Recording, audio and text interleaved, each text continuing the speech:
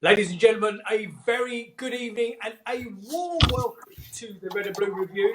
I am your host this evening. My name is Nick Philpott, and as you can see at the moment, I'm joined by Lord Holyoke of Orpington. Hello, mate. How are you? I'm all right. Yourself? Talk to me. I have silence. Right. Good evening, everybody. Anybody else there? Ian, are you there? Yeah, I can hear you. Yeah, I'm here. Evening, Nick. Ian. Ladies and gentlemen, joined by Ian Noble that I can't see. And Grant Saunders, are you there? I'm here. Good evening, mate. How are you? I'm bloody spiffing, thank you, sir. Hopefully we're going to get the pictures and sound sorted out in a minute. I can't, because I can't see you boys in a moment. Guys, obviously, disappointing result. We're going to be speaking about the Everton game yesterday, but I don't think it's doom and gloom. I think the biggest topic of conversation is VAR and in all its glory and how successful it's been. I think it's an unclassified success. And obviously later on we'll be getting on to questions from the audience. Ladies and gentlemen, wherever you are watching in the world, you are welcome to the Red and Blue Review. I would love you to do something for me as we get this show started. I want my technical stuff in the background is getting sorted out for me.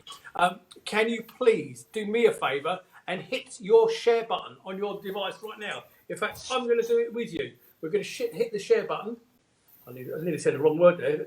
Okay, so we're going to hit the share button and then we're going to send it as a watch party to whoever you can on your wall. Get as many people watching us this evening from your own wall so we can get a wider exposure and a wider audience. It'd be great if you could do so. And also, don't forget, you can also find us on Twitter, YouTube at any time to either watch, listen, or download to this or any of our previous podcasts, or simply ask your Alexa, play the Red and Blue Review podcast, or go to redandbluereview.co.uk for all the links. So let's have a conversation. Laurie, I can see you in there. John Knox, I can see you in there. John. Mickey, I can see you in Switzerland. Rob Donovan, howdy all. How you doing, mate? Thank you for joining us this evening. And John Knox, a special mention from John, from Jel and myself. Thank you so much for the lovely present, the lovely gift you've sent to me, Ian and Lucy and Jel. We are very, very grateful. Jel, do you want to say something, mate? No. I'm just sticking my thumbs up, saying thanks to John Knox. Yeah, cheers, mate. Thank you. Right, you don't have a clue what I'm saying. Guys, I can't hear Jill at all. So, Ian Noble, I'm coming to you. Welcome back to the show, mate. Is this your first show or is this your second show? It's my second show, my friend. Was the first one so memorable that you've forgotten it? It's my second time on, mate. Grant, thank you for inviting me back. Was that Ian? Was that Nick?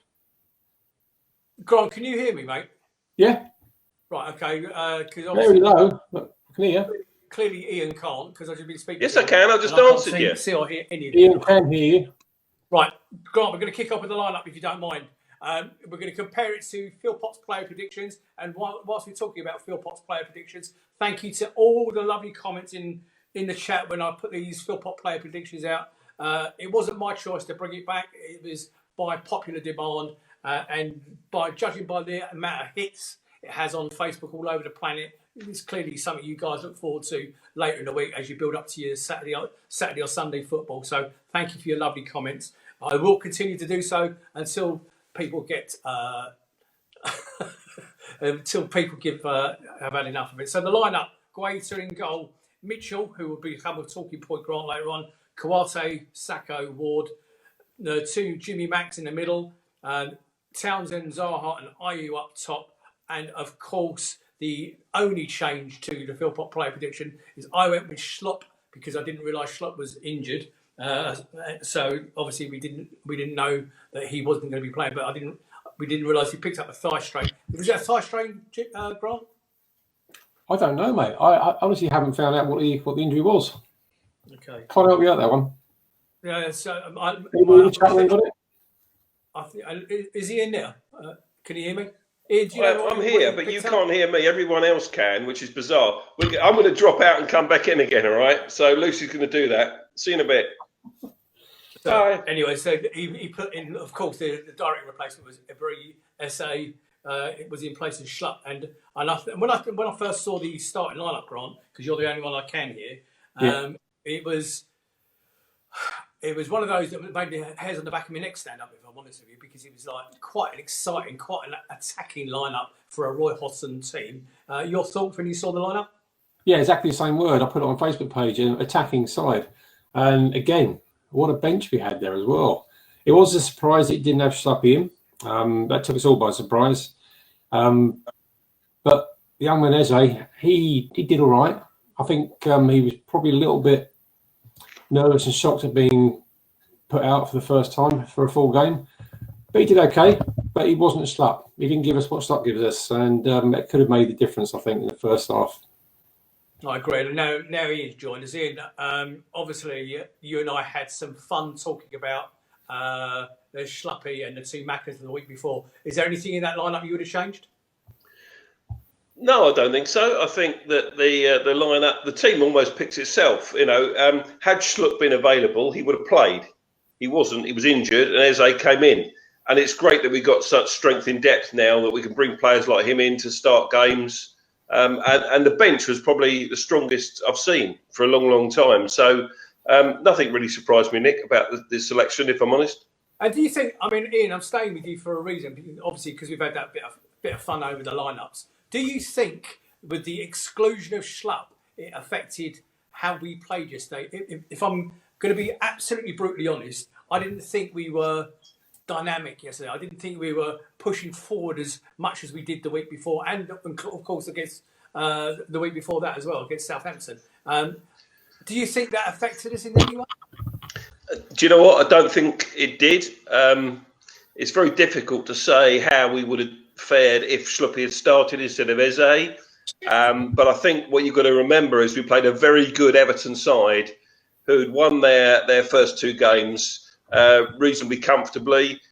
They got some absolutely fantastic players in their ranks, and you know, we matched them over 95 minutes or something, didn't we? You know, and if it wasn't for the decision on the penalty, which I'm sure you'll come to later, then you know, we would have shared the spoils. So you know, I don't think we did too bad, to be honest with you, and I don't think it would have made a huge difference had Jeffrey Schlupp started instead of Eze.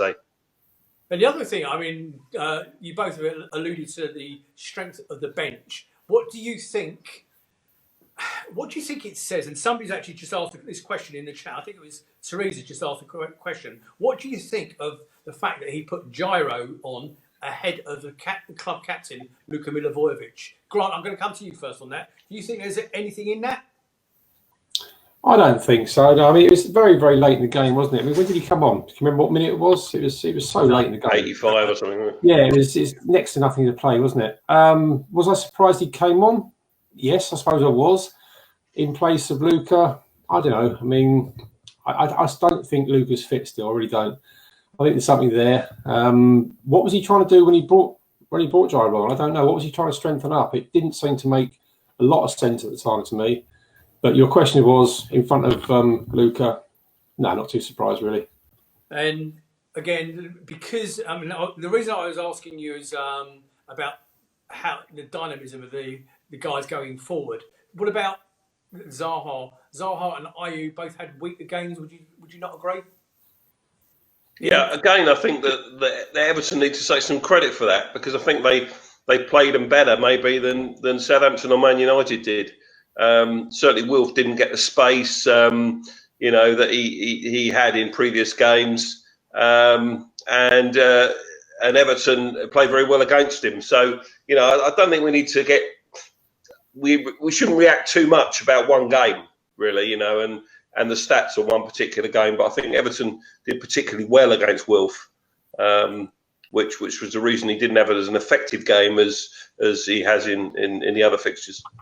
Oh, no, do you know what? I think people are actually saying in the chat, Luke Cooper, evening Luke, is saying Gyro is our best midfielder. I think that's arguable, but I mean, and then somebody said that he had a fantastic pre-season, and he did have a strong pre-season, which is probably why he's ahead of Luca in the pecking order at the moment. I don't know the reason for bringing on Gyro. I really don't know. And Graham Kitch is saying in the chat that he thinks that we haven't missed Luca at all. And it was one of those games, and you're probably right what you just said, Ian, that it was how Everton set up nullified what we were trying to do. The two Jimmies in the middle of the park weren't as creative as they were, or weren't as I don't think attacking is the right word, but they weren't so dynamic in the middle of the park as they were in the previous two games, and they were our outlet before. If you think about it, and I think you need to look at their defensive midfielder, Alan, number 6. He played really well. I think he broke a lot of stuff up, and I think when you're watching a game from a supporter's point of view, you don't see that in the opposition. And I'm only saying it now because I watched Match of the Day back, and they highlighted that. And he had a good game, and he was one of the reasons why we weren't as effective going forward. Okay, so we're going to come on to the actual nuts and bolts of the game. I'm going to get you to talk through the goals if you want, but the overall headline was Ward and Palace rue their luck. Joel Ward, who was making his 250th appearance for the South London club, was visibly aggrieved. I don't think aggrieved was the right word. It was a wry smile he had on his face, if I'm honest. Referee Kevin Friend's decision to award Everton a 39th minute penalty after consulting his pitch side monitor. Although the defender's arm was away from his body when it was in contact with Degani's header, the 30-year-old had survived an earlier VAR check for a similar incident involving Richarlison, but Friend ruled in favour of the Palace man on that occasion. There were positives from the team, Roy Hodgson's team performance, with summer signings Eze producing a lively performance, which I believe he did, and on his Premier League debut for the club. So let's. I suppose we better start off with their first goal. I mean, Grant, can you talk us through their first goal, mate? I can't, I'm afraid. Sorry, you got it on your head. You go for it because I'm just a bit off there. Shall I come in there? I went to the loo when they scored. Okay, so it was a through ball, wasn't it, down their right-hand side? And I think it just beat young Mitchell, didn't it? You know, he was caught napping a little bit. The guy got to the byline, pulled it back, and Calvert-Lewin was in the right place. You know, in the 6-yard area between the goalposts, which is where he's told to play. And look, he scored a hat-trick last week, you know, and his goals last week were all poachers' goals, weren't they? There was no stunning goals there. And this one was similar. He hit it straight at Guata. He hit it straight at him. And a lot of people are saying our keeper should have done better. And I think on reflection, when I watch it back, I think he could have done better. I think when he watches it back, he'll think, hey, I could have saved that. You know, maybe if it came early in the game, if it come later in the game, he's had more touches, he saves that. If that's Hennessy, we're all crucifying him. Let me tell you that for nothing. Okay, I mean, you've raised a couple of things there. A point of note, if you don't mind, I do also want to make sure we touch on Townsend's performance during this review, because I think that we've seen a recharged Townsend. Okay, let's talk about young Mitchell. I think people are bigging him up. I think he's doing extremely well. They're trying to compare him to Aaron Wan-Bissaka, which is a natural thing, I think. Okay, but I think they're different players. It's how do you? I mean, you said that he was caught napping. I think you're being. He was actually caught ball watching, is what, in my opinion. He was watching the ball get played back out, and he just lost his man behind him, and then he was caught napping. You're absolutely right. I don't think you can hold it too much against him because he's done so well since he's been in. Ladies and gentlemen in the chat land, how do you think young Mitchell's getting on? There's already been. I was listening to Talk Sport earlier, and they're tipping him as a possible England left back in the future. I think it's ever so early. Give the guy a chance. Take the pressure off him. Don't big him up. What happened when we picked up Aaron Wan-Bissaka? You know, within a few months he'd gone for 15 million quid. And the other thing, of course, is, and other people have said about him, is in the last few weeks, Aaron Wan-Bissaka looks nothing like a £50 million defender at the moment. Ian, again, I'm coming to you. Have you seen much of Wan-Bissaka playing for that other lot? Well, I watched our game against him last week, and he didn't feature in that one, so I didn't see him then. I caught a little bit of the Brighton game, and he made a couple of challenges, gave away free kicks, and he didn't look like the kind of player that he was maybe for a lot of last season and also when he played for us. So, I think we should move on, talk about our own players, Nick, really, rather than Aaron Wan-Bissaka. Good business, 50 million quid. Happy with that. Yeah, me too. I mean, it's the other thing was you also touched on the Vincenti Guaita for that first goal. I saw it, and I saw it live, obviously on the telly, not live physically in the stadium. I saw it live, and I thought to myself, when they played the replays back 2 and 3 times after the goal was scored, do you know what? I think you could have done better than that. I think you should have done better with that. Okay. Yeah. He would have been disappointed with it, no doubt about it. By his standards, that was a poor goal to concede. And I think that's right, because he's set the bar. He has set that bar so high, his standards are better than that. And you know what? He saved us so many points last year. He saved us in so many games. If you make, as a goalkeeper, if you make 3 or 4 classic errors during the course of a season, that's your job. That's part of your job. It goes with the turf. Nobody's going to hold that against Guaita. Nobody, including me. He will save us more points than he will lose us this season. Make no mistake. And so we go 1-0 down, and then we get the equaliser. Grant, have you finished your wee for the equaliser? Nick, I'm really struggling to say it again, Nick. Did you see the equaliser, or were you? Yeah. Don't worry about it. Talk us through the equaliser, Grant. Saw on my phone. Great little crossover by Townsend, wasn't it? And Carty, he picked his spot. The commentators are saying it went just a header. He picked his spot. It was a very well taken goal. And this guy, he's up and down the pitch at the moment. I mean, he's a player where he plays, but he's playing in defence for us at the moment. But he's banging the goal in the back of the net for us. You can't fault him. He's good little player, nice goal. And it's Andros Townsend corner. It was the first time we scored from the corner for ages and ages and ages. Grant, why the resurgence and where's he come from in Andros Townsend? Because all 3 of these first games this season, he's been really playing well. Here's me at one point when we were talking about Eze and everything else. I'm thinking, well, it will probably be at the cost of Townsend. Townsend will go. What's brought on this transformation in the Townsend game? I think personally, it's been a mental battle for him. Didn't feature much last year. When he did, didn't set the world alight. A couple of people in the chat this evening have been saying he's having a blind this season, which is so true. Confidence is a massive factor in football. We all know that, and he's got his head around certain things. We all know he's had his problems outside of football on his personal level, but I think he's very settled and very happy at the moment. And also, I think he feels like he's a part of the team at the moment, part of the plans, I should say, rather than the team. Because Roy, he tends to have his favourites, and I think Andros might be in that game right now. And Ian, Coate's bullet header, superb header. Yeah, great header, classic centre-back header, really, wasn't it? I mean, he's played centre-back for his country, hasn't he, apparently, successfully, which is why he was dropped in there when we had a centre-back crisis with all the injuries. But you know what? I wouldn't drop him from centre-back. I really would not drop him. Even when we get everybody back, I would pick him as the number 1 choice as centre-back. The goal was great. It was a centre-back's goal. He got forward because it was a corner.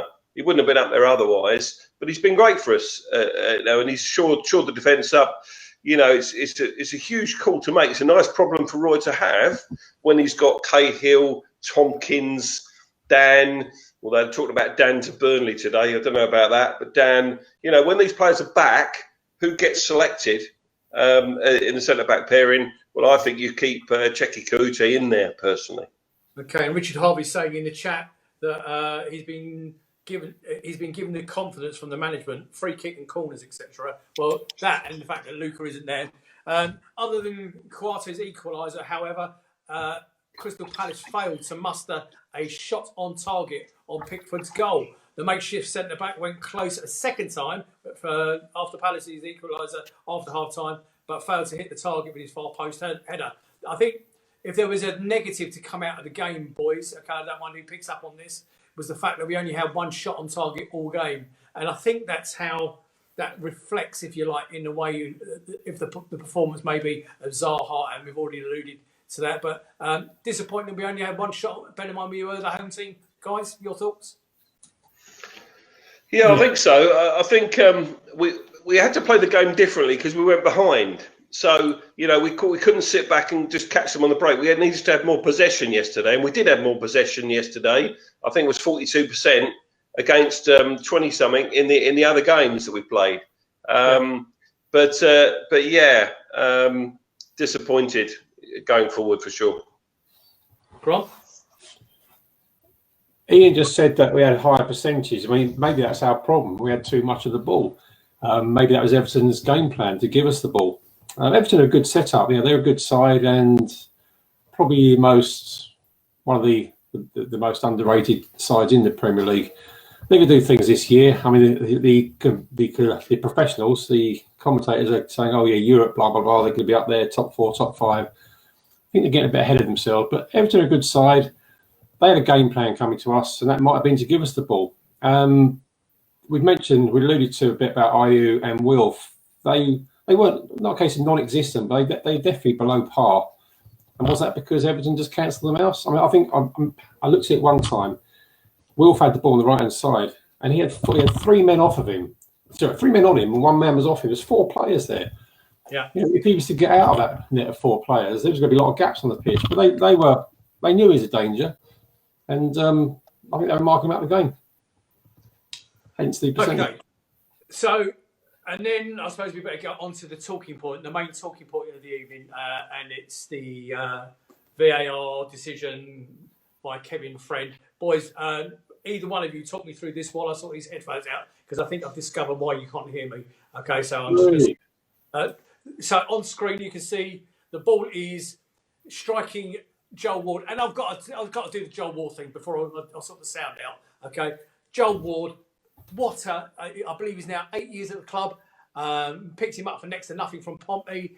He's been a long servant. 250th appearance for the club yesterday. Massive. No, that's not. Is that? It was 250th Premier League appearance. Yeah. 250th. So he's played 223 times for us, I think, according to Wikipedia. I'm just looking at it now. Oh, right, okay. Anyway, a lot of games. Yeah, a lot of games, and a loyal servant to the club. And he must be. I mean, his contract's up. Does it say when his contract's due up on there here that you're looking at? No. I don't know about that, but he's due a testimonial soon, isn't he? Because he came to Palace in 2012. Oh, yeah.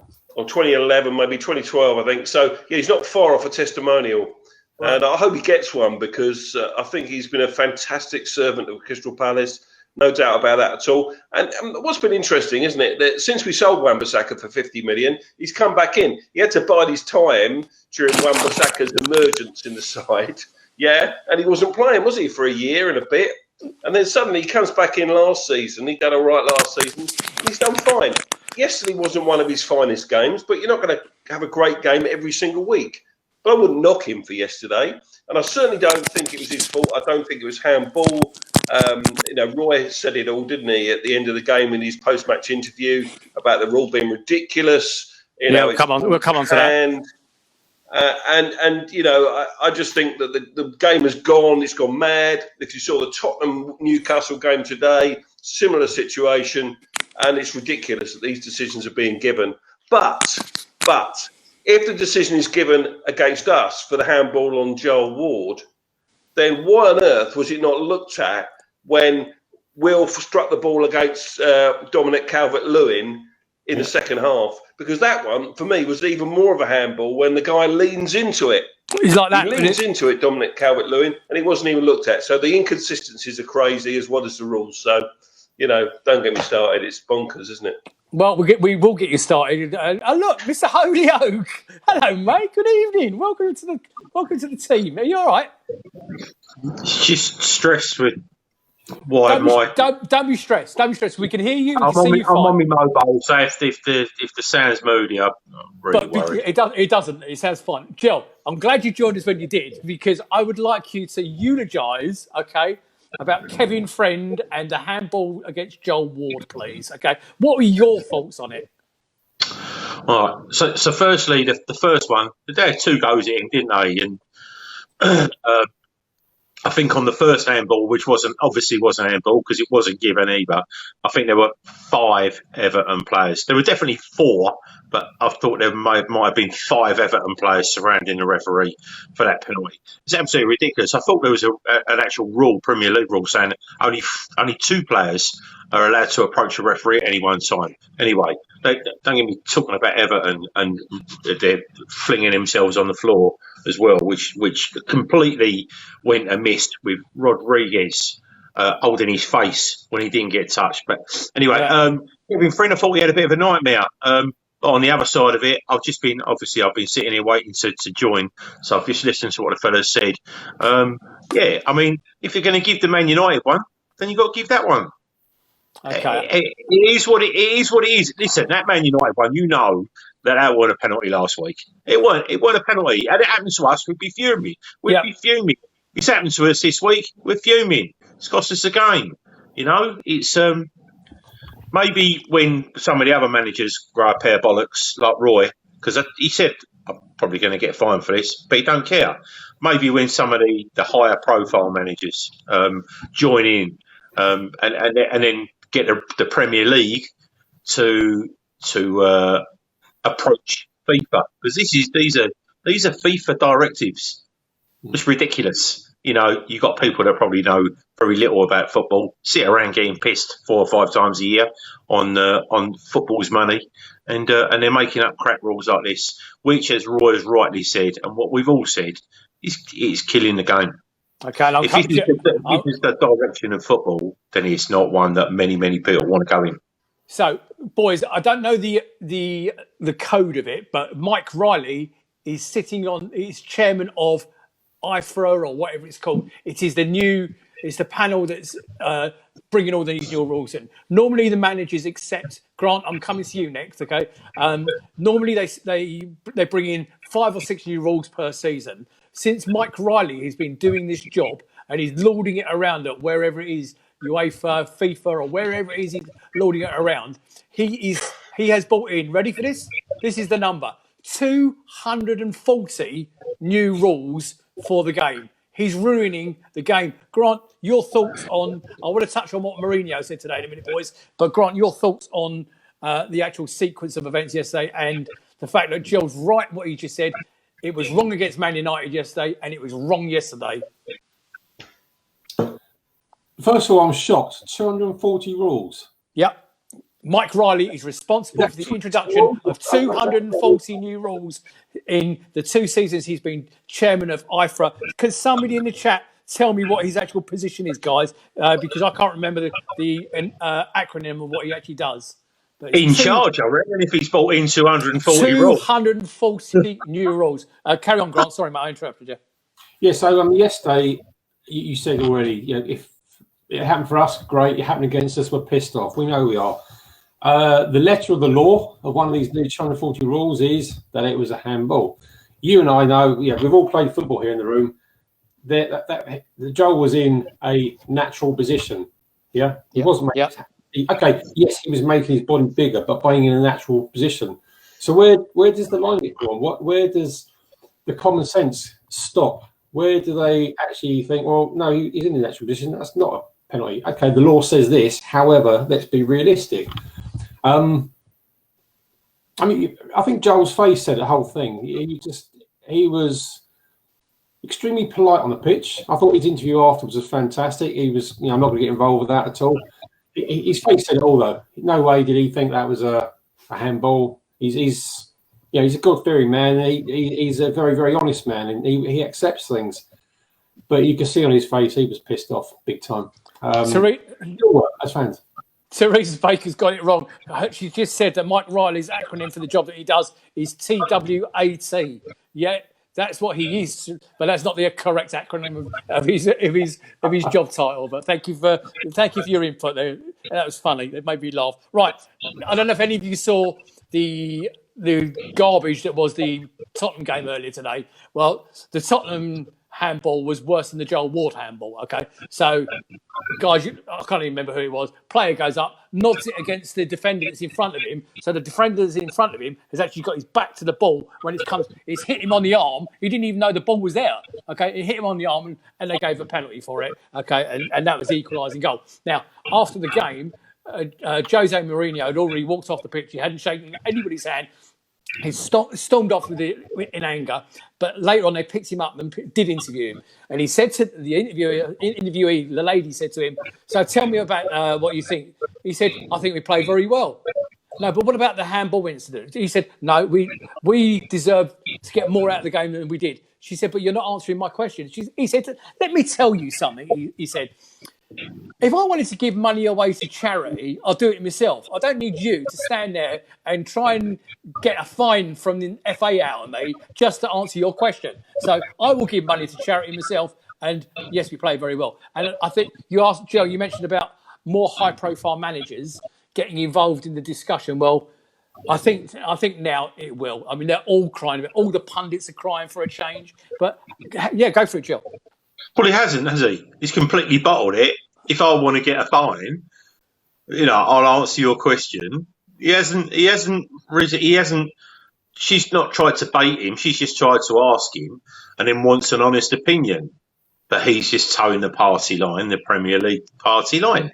If he'd have turned around and said, I mean, I've been out all day. I haven't seen, don't even know what you're on about. But if the ball has come, if the player's got his back to the ball, this is the rule is if you make yourself bigger. That's what the rule has been all last year, this year as well.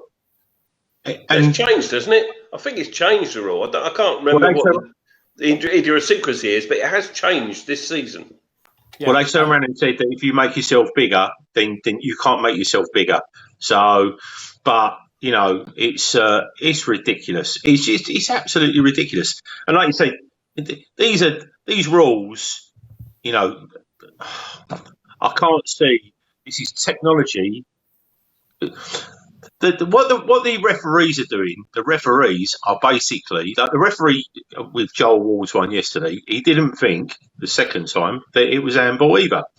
That he was invited to go. So that turn your sound down. Whoever's got that was me. Whoever was at Stockley Park has invited the referee, Kevin Friends, to go and look at the screen. Now, this is the thing. When I think you're invited to look at the screen, they're basically saying, we think you messed it up, go and look at the screen, have a look at it 3 or 4 times, and then give a penalty. Because that's consistently what it's been like. Whether it was like that today for the Spurs game, I don't know. But for the Man United game, for our penalty, the game had carried on. The game had carried on, and then they took it back. So, he didn't think at the time that, the ball hit him from so close, it was a penalty. And yesterday, you can see, I know it sounds a little bit thing, but right, and everyone's kicking off about it now, but I remember doing this when I played football 25 years ago. Kick it out the arm, everyone scream, referee laughed it off. Referee goes, "Shut up, mate, he's 5 feet away." Or the referee cracks himself and goes penalty, then the other mob want to kill him. So it's making a mockery of football. That's the thing. And Grant, I know you watch football. I don't know about you, whether you watch football around the world, but the Bundesliga and Sierra and stuff. But I mean, are they kicking off? Are we the only ones? I don't think they are. I don't think it's not got the same coverage in the Bundesliga or Serie A as it has in the Premier League. And the Premier League, they're isolating themselves really in this respect at the moment. I saw something on Twitter earlier tonight about the number of penalties. I think 20 penalties have been given already this season. 20. And I've got the stats somewhere. Just bear with me. Yeah, go for it. On the number that are given elsewhere. Where is it? Hang on a sec. Was it about 6? Yeah, well, here we are. In 2018-19, 380 games, 103 penalties. Last season, 380 games, 91 penalties. This year so far, 25 games, 20 penalties. It's a joke. It's an absolute effing joke.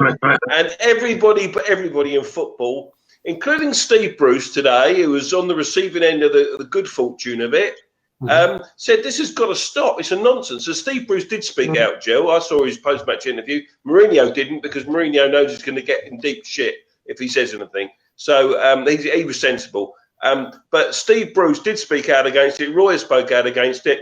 All the commentators, Jamie Carragher was doing pieces, Andy McCoy's yesterday, even Match of the Day is saying it shouldn't have been given. Look, it's got to change. It must change, because it's a nonsense. Everybody in football saying it's a nonsense. But they can't change it this season. They can't change it this season, because otherwise they change it this. No, but I won't say. In fact, they can't change it midway through the season. That penalises us. It penalises Man United last week. So they'll change it at the end if they have to. Right, Mike Riley, Jel, guys. I'm grateful to Laurie Scott, Teresa Baker, and Andrew Adams, who all came back with the following. Mike Riley is the general manager, whatever this is, the general manager of the Professional Game Match Official Limited. Now, that's got an acronym, PGMO is what it is. That's what I was looking for earlier. Okay, now what it is, and he is instructing the referees. So the idiot referee yesterday had been previously told, okay, that if you see the ball strike the arm below the t-shirt line, okay, go and change your decision and make it. Yes, Jill. Look, as silly rules go, at the moment we're winning 2-1. All right, because we had the penalty saved when De Gea was 2 inches off his line. But Gary Neville said, well, he was only 2 inches off. Wilf was only a couple of millimetres when, and I've said this already, when they decided last year when Wilf had scored that they decided to bring 5 VAR lines out to prove him offside because it was against Man United. So, an inch, a millimetre, it is what it is. We got the penalty taken again. We missed the first one, got it taken again. So we had 2 goes last week against Man United and this week. So we're winning 2-1. On bullshit rules, we're winning 2-1. So okay. Max Francis is saying common sense doesn't exist for VAR. Lee Lockwood's saying, I wonder if the refs are scared to go against VAR. It'd be interesting to see, actually, if they did one day, somebody, you make a good point, Lee, if somebody one day says, do you know what, I'm actually going to ignore what it's saying in my ear. That was never a penalty. I'm not giving it a penalty. And on that note, I just want to read you a little extract from what Crystal Palace manager Roy Hodgson said after the game. I predict what will happen is the players will start flicking the ball onto the hand and screaming handball. And it will happen. And it will happen. This is what he said after the game. By the way, he was raging yesterday, and great to see a bit of passion from him as well. A really good game was destroyed by a decision. I do not believe in the rule. And he'd actually said that last week as well. So he didn't believe it was a penalty again, when the one that we got last week, and he didn't believe it again yesterday. People in football find it hard to accept.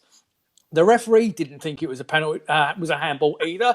He doesn't want to give it, but he has to, because that's what he's been told. We have lost in a way, and I find it totally unacceptable. Mike Riley, fucking resign, you idiot. Because I know he's coming from above your head, but you're implementing him into the Premier League. You need to go. You need to go now. Idiot. Guys in the chat, thank you all so much for your comments. I'm reading them, but I'm trying to get to them as well as we're talking. Right, Joe. So what you did see the game yourself, I presume? Yeah, of course I did, yeah. Okay, give me an overall summary of how you thought we played, because I don't think we were destroyed. I don't think we were embarrassed in any way. But I'd like your thoughts, please. I thought, I put a tweet out, and I said I thought we were more than a match for a very organised, experienced, and expensive side. Yeah. I thought we done well, and the more pleasing part for me was that we had a little bit more of the ball. We didn't sit back too much yesterday. I think they were trying to play us at our own game, really. But I thought we did all right. And like I said, if you put price-wise players up against players, Everton, they've got a vastly superior side than ours. They've got some fantastic players. So I thought we did well. You know, if Kouassi had taken that header at the far post, That second one, yeah. yeah, then it would have been difficult, you know. But it is what it is. But I thought we did all right yesterday. It was disappointing to lose the way that we did. Roy said the 1-1 draw would have been, you know, the right result, and he's probably right. Yeah. But you know, it is what it is. But I was pleased with that. It looks like we're heading in the right direction, which is not what we were saying about Roy, his tactics, his substitutions, and everything last year. So he seems to have woken up a little bit. You know, but yeah, it wasn't all doom and gloom from me yesterday. Good. To beat Southampton, you know, who have been our bogey side, to beat Man United, who are always our bogey side, and then to beat Everton, we always have decent games against Everton. If we'd have been thinking we were definitely going to get 9 points out of them, there's no way anyone would have said that. They'd have turned around and said 3 points out of the first 3 games, and we've got 6, so I'm quite happy with it. That result stretches the Eagles' winless home run against Everton to 10 league matches. Ian, against that lineup and against looking at the money that they've spent, I mean, it was a very credible performance, didn't you? Yeah, totally. I said earlier, you know, I think they nullified us. I think they played us very well. They're very well organised. There's some great footballers in that side, that Everton side, and they did well. And you mentioned the record against Everton. I think it's 12 games now. We haven't beaten them at home and away. They're a bit of a bogey side for us as well. But that side, I don't think players think about that kind of thing when they walk out onto the pitch. And I think we deserved a point. We were unlucky not to get it. We didn't have the rubber to green. But it's a long season. It's early days. And if you'd offered me 6 points after 3 games, I'd have taken it, mate. So, no qualms from me. No problem at all. Grant, I was just going to come on to you and talk about the 6 points. Had better money at the end of the season that we had last year and the start of the season we've had this year. You would apparently Grant's not there. Boys, you would have taken 6 points all day long. Would you not? Yeah. I think we all would have done. Yeah. And we're still. My understanding is we're still 5th. I believe we're still 5th because we are. as we speak live, West Ham are walloping Wolves 3-0. So unbelievable, isn't it? So they are. So we're still 5th. Guys, I'm going to give you a bit of a chat about the game I missed there because I want to go on to. I want to touch on another subject or 2 little subjects really. I want to congratulate Crystal Palace Football Club for being the only Premier League team yesterday that took the time out to do a minute's silence for the sad loss of life of Croydon Police Sergeant Matt Ratana, who was shot on Friday, and also to a little lady, young Palace fan, Maisie Elizabeth Susan Main, who tragically lost her life last month at the tender age of 8. Okay, now Palace did what they did yesterday. This police sergeant is clearly known at Sellers Park, very well known at Sellers Park. A picture of a little girl's football shirt and her teddy on another one. Crystal Palace Football Club, you made me a very, very proud person yesterday. Well done, and God rest your souls, both of you. Sleep well. Sorry, boys, that was me being a little bit serious there for a minute. That's okay, Nick, and I think you did the right thing there. I'm on my own again. So I'm hoping we're going to get somebody there to talk about some questions. It's you, Ian. What should we talk about? I don't know. Nick, you're back with us. Hello. You all right? Consummately as professional as usual. Okay. So it looks as though I've been dropped out and I'm back in. Jel, can you hear me? Yes. Hello. I don't know what happened there. Did I drop off? You did. It wasn't you. It was mine, not yours. Carry on. It was mine. Right. Okay. So hopefully my little message came out. Did it? I don't know how far when I got dropped out. Any ideas? Yeah, it's fine. You did. You did. Okay. It came out loud and clear. I also would like to take the opportunity of thanking Nigel for Nigel Croucher up in Sunderland for all the hard work he's done for me today. And I'm very grateful. As he says, scrabbling around. So next game, on to Chelsea, big man. So what do you think? Where do you think we would we'll go from there? How do you think we play against Chelsea? Because I don't think they're not. Did you see that game last night? They were 3-0 down after about 25 minutes, Jill. Yeah, end up with 3-3. I don't know what they're adding the Istanbul, aren't they, to the end of that game? Listen, I think this Premier League is very open this year.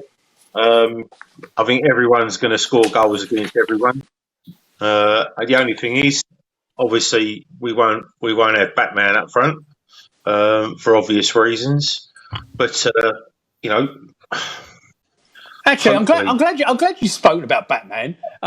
Talk to me about Batman. I don't know if you've seen the 2 cameos that he's done so far since he's been with us. Okay, and I don't think he's set the world alight, has he?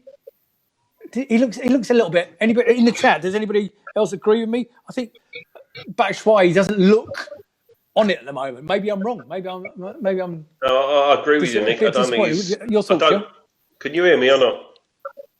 Yeah. I don't think he's played very well when he's come on, particularly. Yeah, certainly hasn't set the world alight. You can show something else if you want. Do you agree with what I'm saying? Yeah, I agree. Jill, are you there? Yes. We're all here. I just asked you a question. You just said yeah. He's going off his nut. Grant, what do you think? Yes. This is quality, this is, isn't it? Be live software. We all agree that the Batman is not on his game at the moment. He's not getting game. Yeah. So he's not on his game. The strange thing is, he should be, because he's playing for his place at the Euros, isn't he? That's what he said when he came to us. He said, I need to play regular football because I want to play for Belgium. And he's first choice for Belgium. He scored a couple of times, didn't they, when they won a few weeks back. But I think he'll be fine. I think he'll find his feet, but obviously not next week. So, I think he looks like it. Do you know what? When he come on, he reminded me the last couple of games of how Wolf was through most of the season, where it looked like he was sulking or he didn't just really fancy it. I think he thinks that he's better than Ayew. I think that's why he's better than Ayew. And I think he reckons he should be starting from the actual outset. Yeah, but he's got to earn that, hasn't he, Jel? He's got to earn that. No, he has. Right. No, he has. And he has he has to score, you got however many goals last year, Ayew. But, he's not going to get that coming off the bench in 8 minutes. He isn't. He just isn't going to do that. And if he is one of those egotistical players who sulks because he's not getting everything his own way, or he thinks he's not getting enough game time, which Roy won't give a shit about, by the way, then I think, for me, it looks like he's got the Grant? You're right, Joel. Roy won't care. I am here, by the way. Sorry, go on. Question's been asked in the chat room about would you drop Ayew? Yeah, I think he's been crap for the last 2 games. Yeah, okay. For the Batman, yeah? Yeah. Well, what about next Saturday then? Would you drop him for next Saturday? You can't. You can't. Batman can't play next Saturday. No, I'm not saying play. I'm not playing. Say Batshuayi will play. I know he can't play, but would you drop Ayew for the visit to Chelsea? Well, the only reason you drop Ayew is to bring in another attacking option. Benteke? Benteke? I think he'll start with Ayew. I think he'll play Ayew. Unless he plays another midfielder and gives the 2 Jimmies a bit of a hand, because obviously Chelsea's strong formation, Joe. I thought Benteke looked really skinny yesterday, like he'd done a load of weight. Looked really, whether he's looking fitter, he don't look as beefy, just looks thinner. But whether he's doing that to try and get a bit of speed, I don't know. Whether he has literally been dieting. But yeah, I'd have, I don't think Ayew as for him to not come off before Eze yesterday was extremely disappointing. He's a kid. I'm not going to go for this. It might have all been too much for him. He's a Premier League player. Now he is a Premier League player, and he will he will want to play every single minute. And I thought he grew into the game, Eze, yesterday. And I thought he was where Ayew just looks lost sometimes. Eze didn't, and I thought that was extremely unfair. And again, no matter what anybody says from my particular point of view, there's no way that Eze should have come off yesterday. He'd actually looked a threat. And do you know what I was about to say about Eze? I think what we have there on our hands is a good prospect, a really good prospect. When he's running with the ball, it was like Zaha in the early days. The ball seemed to stick to his foot as he's going around the player, and it was just like I think what we've done there is some shrewd business, which brings me nicely on to one of the questions I've had. Okay, the European part or the international part of the transfer window will be closing. Will we sign any more foreign players, or will we just do business from the Premier League clubs and the Championship or below? Any ideas, boys? Any thoughts? Well, there's two players who've been linked with, isn't there? There's Brewster at Liverpool and Brentford's Ben Rama. And there's thought that we could get both of them. I think we need Brewster. I think we need competition up top. The other club he's closely linked with is Sheffield United. And after the start they've had and second season syndrome, if I was the player, I wouldn't go there. So, hopefully we can get him across the line. We've got a history of doing business with Liverpool as well. So hopefully that one will work. Ben Rama, I'm not so sure. Good player in the Championship and all the rest of it, plays internationally. But we've got flair players. We've got Eze, we've got Townsend, we've got Wilf. Do we actually need him? I'm not sure we do, to be honest. Grant, you got any thoughts on those two? Yeah, Ben Ryan, but we spoke about him last week, didn't we? Because it was all very noisy about him, and then it went very quiet 2 weeks ago, maybe. I think that's probably a dead duck now. But the guy from the Brewster, I think that can happen. Yeah, that can happen. West Ham are 4-0 up, by the way. Yeah, West Ham have gone 4-0 up. Joe, you got any thoughts on Brewster or Ben Rama? No, well, it's very strange how Brewster's still in our thoughts, and but after being completely rubbished by Parish midweek to the point where he went on Twitter and basically forced or was going to make Sky Sports take their tweet down or whatever. Yeah, well, I don't know. I'm not really bothered. They're both young. I'd like to see another forward come in, but obviously, if Brewster comes in for whatever kind of money, then someone's got to go. I mean, otherwise that leaves us with Wickham, who's never going to play unless it's a cup game. You would think would be behind Brewster, and if he's not, then why are we going to pay 15 to 20 million, add-ons or whatever for a kid? Like you say, we do business with Liverpool, but and Ben Rama at the moment, is he better than Townsend? No. Is he better than Wilf? No. Do we need him at the moment? Is he better than Eze, who can play out wide? No. So do we need him at the moment? No. I think we need outs before ins. So and I think it will happen. We're definitely going to lose one or two players. We have to lose one or two of the older players. Otherwise, they're going to be, they're in for a long season. And this season already looks harder. They're compressing more games into a shorter time frame. And like you say, we've got all the European Championships next year, and everything needs to be compressed to allow for other competitions. And so, yeah, for me, if it happens, then great. But I am slightly fearful of us keep spending 15, 20 million quid when apparently we're always in the shit with money.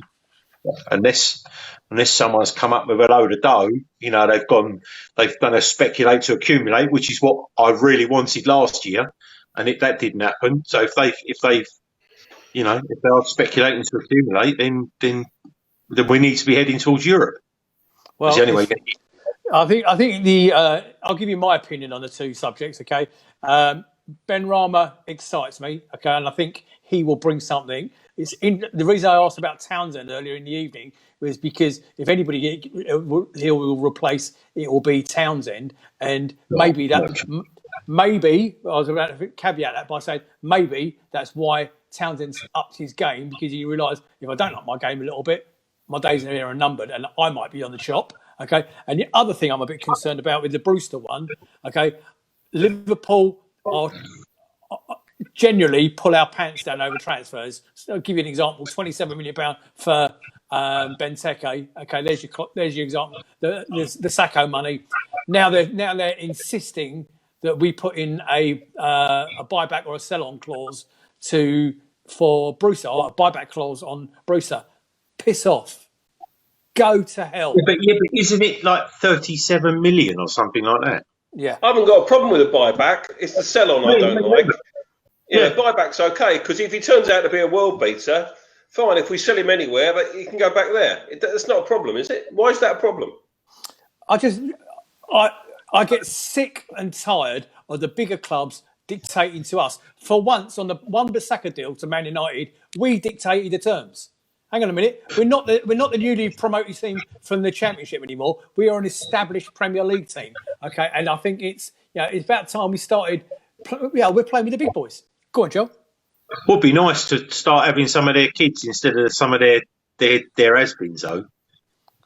You know, that's what I mean. I mean, for the last 6 years, we've always owed Liverpool some money. So why not carry that on?